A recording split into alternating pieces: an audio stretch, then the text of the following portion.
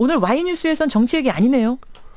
정치 얘기를 우리 송건필 PD가 너무 싫어해서 너무 많이 한다고. 와이뉴스 뭐 정치 얘기 오늘은 한번 좀 피해보자 해서 다른 얘기를 가지고 오셨는데 이 얘기도 참 중요해요. 이것도 뭐 정치적인 연관성이 전혀 없는 건 아닙니다만 그래요? 어쨌든 아마 2월 25일 지난달 25일에 보건복지부 정부 차원에서 이제 종합대책 정신건강 종합대책을 발표를 했거든요. 거기에 게임 중독을 질병 코드화해서 관리하겠다. 게임 중독을 질병으로. 그러니까 마약이나 알코올 이런 도박 중독 같은 이런 질병으로 규정해서 앞으로 관리해 나가겠다. 이런 방침을 발표를 했어요. 그런데 게임을 기호나 문화 활동으로 보기도 하잖아요. 뭐 프로 게이머도 있고. 그렇죠. 그런데 이게 지나친 규제다 이런 반발이 거세지고 있고요. 물론 뭐 다른 쪽에서는 뭐 보건복지부나 정신의학계 쪽에서는 일상생활이 무너질 정도의 중독성을 갖고 있는 만큼 관리할 필요가 있다는 입장도 있고요. 그래요. 질병 코드. 그러니까 오늘 와의 주제는 왜 질병으로 관리하려고 하는가 뭐 이거예요. 예. 우선 질병 코드로 분류한다는 얘기가 그러니까 병으로 보겠다 이 얘기로 보면 됩니까? 그러니까 이제 알코올 중독, 뭐 도박 중독, 마약 중독 이러면 거의 이제 질환으로 보잖아요. 예. 이제 그렇게 가겠다는 것인데 아직은 확정된 방안은 아닙니다. 복지부는 그런 용역을 의뢰한 것은 사실이지만은 아직까지는 뭐 확정된 바가 없다. 이게 복지부 관계자 입장이거든요.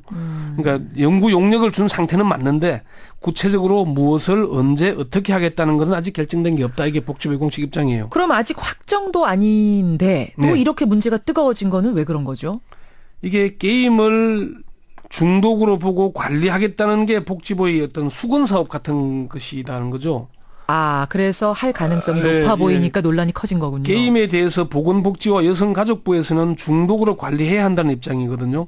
그래서 신데렐라법으로 불리는 셧다운 제도 도입되지 않았습니까? 12시 되면 딱 끊기는. 그러니까 이제는 이제 게임 중독을 질병으로 관리하겠다는 방안까지 나온 거니까 이게 계속 나오고 있죠. 박근혜 정부 들어서 새누리당 신의진 의원이 이른바 4대 중독법, 게임을 4대 중독에 뭐 포함시키는 방안을 발표했지 않습니까? 그렇습니다. 그러면서 논란이 아주 심했었는데 어쨌든 이제 그렇게 정부의 방침이 그런 쪽으로 흘러가니까 계속 논란이 되고 있는 겁니다. 뭐 게이밍 연대라든지 프로게이머들 연대 이런 데서는 아주 강하게 반발을 하던데 전문가들 얘기 좀 들어보셨어요? 예. 중독이라는 의미가 상당히 부정적으로 받아들이잖아요. 게임 중독, 마약 중독, 알코올 중독 이런 게 떠오르니까. 그렇죠.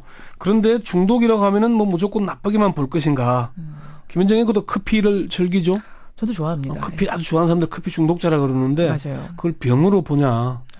질병으로 보진 않잖아요. 중독이라고 얘기하는 순간, 병이라고 얘기하는 순간 굉장히 불편해지는 거죠. 마시는 사람들. 그러니까 또 정신과 의사들 사이에서는 비만 환자를 음식 중독자로 볼 것이냐를 두고 학계에서 아주 논란이 있었다고 합니다. 잠깐만요. 뚱뚱한 분들을 음식 중독자라고. 그러니까 과다 많이 먹는 사람들 있잖아요. 그렇게 부르면 그게 옳겠느냐? 게임을 좋아하는 그럴 게 이제 서울대 그 정신건강의학과 윤대현 교수가 게임 중독을 질병으로 관리하는 문제는 매우 신중해야 한다. 게임 중독이 하나의 정신적인 질환에서 올 수는 있다는 거예요.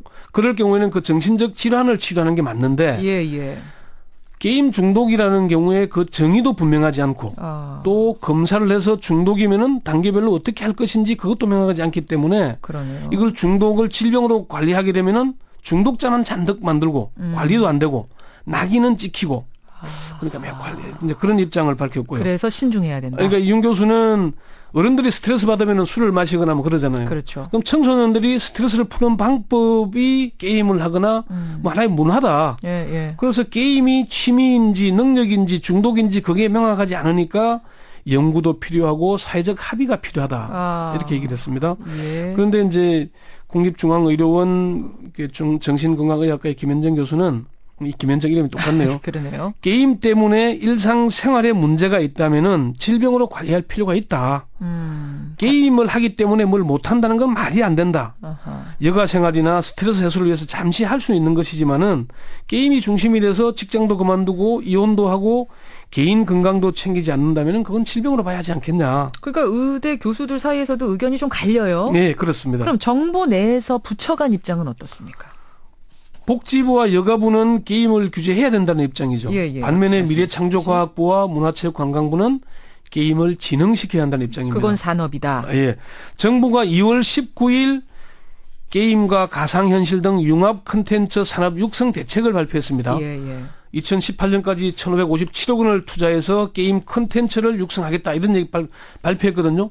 그런데 6일 뒤에 아까 말씀드린 황교안 국무총리 주재로 국가정책조정회의를 열어서 정신건강종합 대책을 발표했는데 여기서는 게임 중독을 질병 코드로 분류해서 관리하겠다. 그렇게 된 거예요. 한쪽은 이러고 한쪽은 이러니까 국민들이 좀 헷갈리지 않겠습니까? 헷갈리면서 논란은 더 커질 수밖에 없는. 예. 지금 게임 중독이라고 하려면 이제 판정 기준이 있어야 되는데 뭐 나와 있는 게 있어요? 중독의 기준은 이제 복지부 차정경 과장은 일상생활에 장애가 있거나 금단 현상이 있거나 할 경우는 중독으로 본다. 중독으로 본다.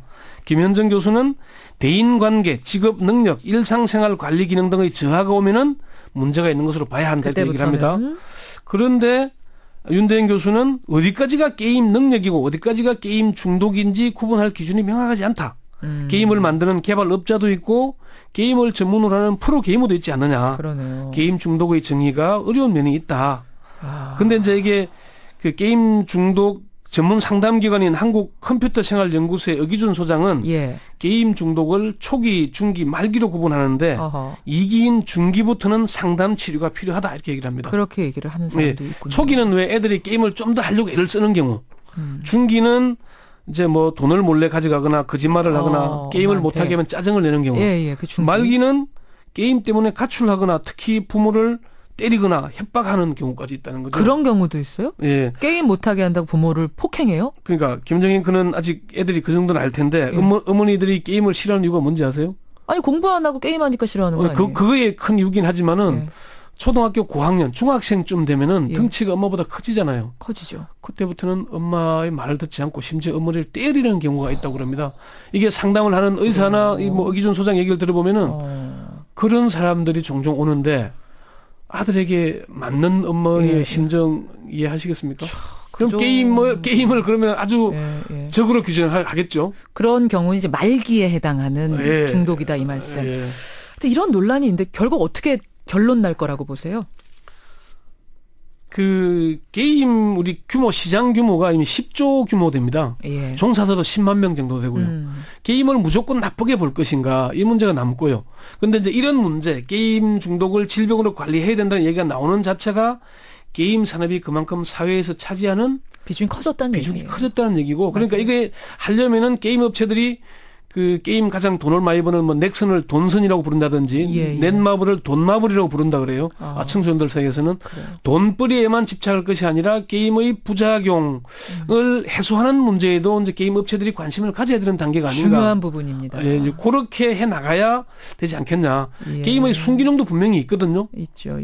게임이 활성화되면서 청소년들 옛날 본드 흡입 많았잖아요. 맞아요. 지금은 그 사건이 거의 사라졌습니다. 그러네요. 이제 그런 측면들은 살리고 부정적인 측면은 사회적 합의를 통해서 해소해 나갈 필요가 있지 않느냐 그렇게 봅니다. 청취자 천승현님은 게임 때문에 피해를 본 가정이 한둘이 아니다. 커피 중독하고는 차원이 다르다. 이분은 그러니까 좀 질병으로 관리해야 된다는 쪽이신 것 같고요.